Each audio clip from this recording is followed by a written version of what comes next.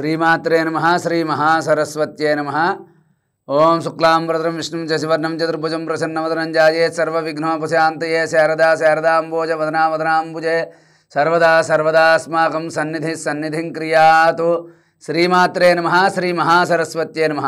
Social post channel ప్రేక్షకులకి శుభయోగం కార్యక్రమానికి స్వాగతం। మనం ఈ రోజు యొక్క ప్రత్యేకత గురించి విశేషం గురించి మనం తెలుసుకుందాం। మనం ఈ రోజు 15/3/2024 మాఘశుద్ధ షష్ఠి శుక్రవారం కృత్తికా నక్షత్రం। ఈ రోజు మాఘమాసంలో శుద్ధ షష్ఠి నాడు కృత్తికా నక్షత్రం రావడం చాలా విశేషమైనటువంటి రోజు। ఎందుకంటే సుబ్రహ్మణ్యేశ్వర స్వామికి సంతానం కోసం కానీ అయితే ఏదైనా రుణ బాధల గురించి కానీ శత్రు బాధల గురించి కానీ చాలామంది సుబ్రహ్మణ్యేశ్వర స్వామి వారికి పూజలు చేస్తూ ఉంటారు। కానీ ఆయనకి చాలా ఇష్టమైనటువంటి రోజు పున్నం ముందు వచ్చే షష్ఠి, పున్నం ముందు వచ్చే చవితి। ఈ రెండు కూడా సుబ్రహ్మణ్యేశ్వర స్వామి ఆరాధనకి చాలా మంచివి। అందులోనూ సుబ్రహ్మణ్యేశ్వర స్వామి నక్షత్రం కృత్తికా నక్షత్రం కాబట్టి ఈ కృత్తికా నక్షత్రం రోజున షష్ఠి కలిసి రావడం అనేది, అందులోనూ మాఘమాసంలో రావడం అనేది చాలా విశేషమైనటువంటి ఫలితాన్ని కలగజేస్తుంది। కాబట్టి మాఘమాసంలో పున్నం ముందు వచ్చే షష్ఠి నాడు సుబ్రహ్మణ్యేశ్వర స్వామి ఆరాధన చేయడం వల్ల విశేషమైన ఫలితాలు కలుగుతాయి।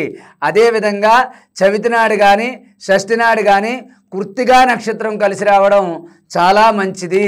కాబట్టి సుబ్రహ్మణ్యేశ్వర స్వామి ఆరాధన చేసే వాళ్ళకి ఇది చాలా విశేషమైన రోజు। ఎందుకంటే ఆయనకి ఇష్టమైన తిథి షష్ఠి, ఆయన నక్షత్రం కృత్తికా నక్షత్రం రెండూ కలిసి వచ్చాయి। కాబట్టి ఈ వేళ ఎవరైనా ఏ నక్షత్రం వారైనా రుణ బాధలు శత్రు బాధలు ఉన్నవారు, సంతానం లేనివారు, సంతానంలో సమస్యలు ఉన్న వాళ్ళందరూ కూడా మరి ఈ రోజున సుబ్రహ్మణ్యేశ్వర స్వామి వారి ఆలయానికి వెళ్ళి ఆ స్వామికి పాలు బెల్లం మిరియాలు కలిపినటువంటి పాలతో అభిషేకం చేసి స్వామివారికి ఎర్రని వస్త్రాన్ని సమర్పించి దానిమ్మ ఫలాలు నైవేద్యంగా పెట్టి ఎర్ర గులాబీలతో పూజ చేయడం వల్ల చాలా విశేషమైన ఫలితాలు కలుగుతాయి।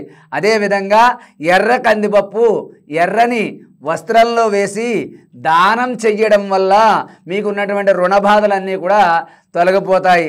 సంతానం లేనివారు ఈ రోజున సుబ్రహ్మణ్యేశ్వర స్వామిని ఆరాధించి బెల్లం తెల్ల నువ్వులు కలిపి ప్రసాదంగా దేవుడికి సమర్పించి స్వీకరిస్తే మీకంతా కూడా మంచే జరుగుతుంది। అదేవిధంగా అమ్మవారి ఆలయానికి కూడా వెళ్ళి 10:30 నుంచి 12 గంటల మధ్యలో రాహుకాల దీపారాధన కార్యక్రమం చేయడం కూడా మీకు చాలా విశేషమైనటువంటి ఫలితాన్ని కలగజేస్తుంది। కాబట్టి ఫాల్గుణ మాసం మహావిష్ణు ఆరాధనకి చాలా విశేషమైనది। కాబట్టి ఫాల్గుణ మాసం పాడ్యం అంటే 11వ తారీఖు నుంచి మరి 10 రోజుల పాటు 22వ తారీఖు వరకు కూడా ప్రతిరోజు 12 రోజులు విశేషమైనటువంటి రోజులు। ఫాల్గుణ మాసంలో ప్రతిరోజు ఒక పండగ లాంటిది। కాబట్టి ఫాల్గుణ మాసంలో మహావిష్ణువుని శివుణ్ణి ఆరాధిస్తే చాలా విశేషమైన ఫలితాలు కలుగుతాయి। కాబట్టి ఫాల్గుణ మాసంలో షష్ఠి రోజున కృత్తికా నక్షత్రం కలిసి రావడం మనకి చాలా విశేషం।